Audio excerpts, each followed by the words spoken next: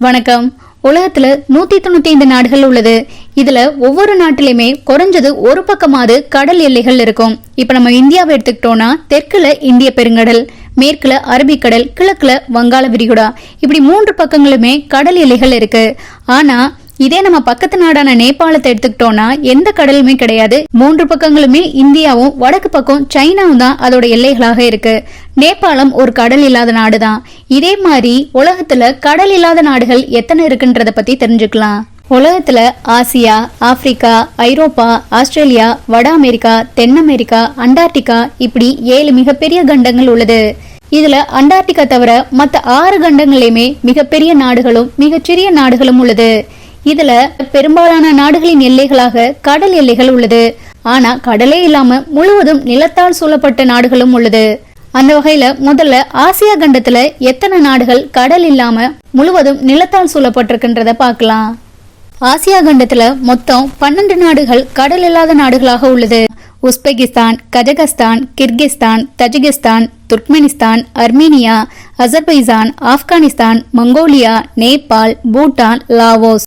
இதுல நிறைய பேருக்கு தோணலாம் கஜகஸ்தானுக்கும் துர்க்மெனிஸ்தானுக்கும் இடையில காஸ்பியன் கடல் இருக்குன்னு. ஆனா இந்த காஸ்பியன் கடல் முழுவதுமே ஒரு மூடப்பட்ட உள்நாட்டு நீர்நிலையாக தான் இருக்கு. இது மற்ற கடல் அமைப்பு போல ஒரு உலக பெருங்கடலுடனோ இல்ல இயற்கையாகவே ஒரு திறந்தவெளி கடல் அமைப்போடையோ இணைகிறது கிடையாது. முழுவதுமே ஒரு மூடப்பட்ட நீர்நிலையாக தான் இருக்கு. இதன் காரணமாக தான் சர்வதேச புவியியல் வரையறையில கஜகஸ்தான் மற்றும் துர்க்மெனிஸ்தான் முழுவதும் நிலத்தால் சூழப்பட்ட பகுதியாக கருதப்படுது. இதுல முக்கியமான ஒண்ணு, தென்கிழக்கு ஆசியாவில பெரும்பாலான நாடுகளுக்கு கடல் எல்லைகள் இருக்கு. இதுல ஒரே ஒரு நாட்டுல மட்டும்தான் கடல் எல்லைகள் கிடையாது. அதுதான் லாவோஸ். லாவோஸ் நாட்டை சுத்திலுமே தாய்லாந்து, வியட்நாம், கம்போடியா, சைனா மற்றும் மியான்மர் போன்ற நாடுகள் தான் எல்லைகளாக அமைஞ்சிருக்கு. உலகின் மிகப்பெரிய நிலத்தால் சூழப்பட்ட நாடுகள்ல ஒண்ணுதான் மங்கோலியா. ரஷ்யாவுக்கும் சைனாவுக்கும் இடையில் அமைந்துள்ள மங்கோலியா நாட்டுல எந்த கடலுமே கிடையாது. இந்த நாட்டின் பரப்பளவு மிக பெரியது என்றாலும் மக்கள் தொகை ஒப்பீட்டளவுல ரொம்ப குறைவுதான். இருக்கிறதுலயே ஆப்பிரிக்கா கண்டத்துல தான் அதிக எண்ணிக்கையிலான நிலத்தால் சூழப்பட்ட நாடுகள் உள்ளது. ஆப்பிரிக்காவில மட்டும் சுமார் 16 கடல் இல்லாத நாடுகள் உள்ளது. இதுல Mali, Burkina Faso, Niger, Chad, central African republic, தெற்கு Sudan, Ethiopia, Uganda, Rwanda, Burundi, Malawi, Zambia, Zimbabwe, Botswana, Eswatini, Lesotho. இதுல ரொம்ப சுவாரஸ்யமான நாடுகள்ல ஒண்ணுதான் எத்தியோப்பியா. மிகப்பெரிய மக்கள் தொகையை கொண்ட ஆப்பிரிக்க நாடுகள்ல ஒண்ணுதான் எத்தியோப்பியா. இதுக்கு நேரடியாக கடற்கரைகள் கிடையாது. ஆனா ஒரு காலத்துல எத்தியோப்பியாவுக்கு செங்கடல் வழியாக கடற்கரை தொடர்பு இருந்தது. பிறகு எரிட்ரியா தனி நாடாக மாறியதன் மூலமா எத்தியோப்பியா முழுவதும் நிலத்தால் சூழப்பட்ட நாடாக ஆனது. இன்னைக்கு எத்தியோப்பியா தனது சர்வதேச வர்த்தகத்தின் பெரும் பகுதியை அண்டை நாடுகளின் துறைமுகங்களை பயன்படுத்தி தான் மேற்கொள்ளுது. அதே போல நைஜர் நாடும் கடல் இல்லாத நாடுதான். பெயரை பார்த்தா நிறைய பேரு நைஜீரியான்னு நினைக்கலாம். ஆனா நைஜர் மற்றும் நைஜீரியா இது ரெண்டுமே வெவ்வேறு நாடுகள். நைஜர் பெரும்பாலும் சஹாரா மற்றும் சஹேல் பகுதிகளில் அமைஞ்சிருக்கு. அடுத்ததா சாட் நாடும் கடல் இல்லாத சாட் நாடும் கடல் இல்லாத ஆப்பிரிக்க நாடுகள்ல ஒண்ணு. இதன் வடக்கு பகுதியில் சஹாரா பாலைவனம் பரவி இருக்கு. நாட்டின் பெயரையே பெற்றுள்ள லேக் சாட் தான் முக்கியமான நீர்நிலையாக இருந்தாலும் அது கடல் கிடையாது. ஒரு நாட்டுல பெரிய ஏரியே இருந்தாலும் அந்த நாடு நிலத்தால் சூழப்பட்ட நாடாக தான் இருக்க முடியும். அதே போல நைஜர் நாடும் கடலை தொடாத நாடுதான். பெயரை பார்த்தா நிறைய பேரு நைஜீரியான்னு நினைக்கலாம். ஆனா நைஜர் மற்றும் நைஜீரியா இது ரெண்டுமே வெவ்வேறு நாடுகள். நைஜர் பெரும்பாலும் சஹாரா மற்றும் சஹேல் பகுதிகளில் அமைஞ்சிருக்கு. கிழக்கு ஆப்பிரிக்காவில் உள்ள உகாண்டா, ருவாண்டா, புரூண்டி இந்த நாடுகளுக்கும் கடல்கள் கிடையாது. உகாண்டா மற்றும் ருவாண்டா போன்ற நாடுகள் ஆப்பிரிக்காவின் கிரேட் லேக்ஸ் பகுதியோட தொடர்புடையது. இதுவும் பெரிய ஏரி தான், கடல்கள் கிடையாது.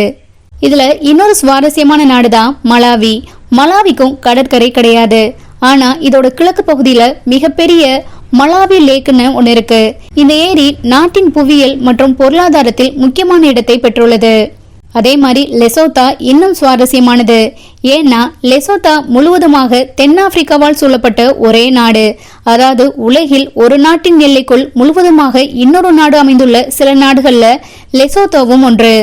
அடுத்ததா ஐரோப்பா கண்டத்துல அண்டோரா, ஆஸ்திரியா, பெலாரஸ், செக் குடியரசு, Hungary, Liechtenstein, Luxembourg, North Macedonia, Moldova, San Marino, Serbia, Slovakia, Switzerland, Vatican City. இந்த 14 நாடுகளுமே கடல் இல்லாத நாடுகளா தான் இருக்கு. இதுல சுவிட்சர்லாந்து உலகின் மிகவும் புகழ்பெற்ற லேண்ட்லாக்டு நாடுகள்ல ஒன்றாக உள்ளது. கடற்கரை இல்லைனாலும் அதன் பொருளாதாரம் வலுவாக உள்ளது. மலைகள், ஏரிகள், வங்கித்துறை, சுற்றுலா மற்றும் தொழில்துறை ஆகியவை இந்த நாட்டின் பொருளாதாரத்துல முக்கியமானதாக உள்ளது. உஸ்பெகிஸ்தான் மாதிரியே ஐரோப்பாவில் உள்ள லிச்சன்ஸ்டீனும் இரட்டை நிலத்தால் சூழப்பட்ட நாடுதான். அதாவது டபுள் லேண்ட்லாக்டு கண்ட்ரின்னு சொல்றாங்க. லிச்சன்ஸ்டீன் எல்லைகளாக சுவிட்சர்லாந்தும் ஆஸ்திரியாவும் இருக்கு. இந்த 2 நாடுகளுக்குமே கடற்கரைகள் கிடையாது.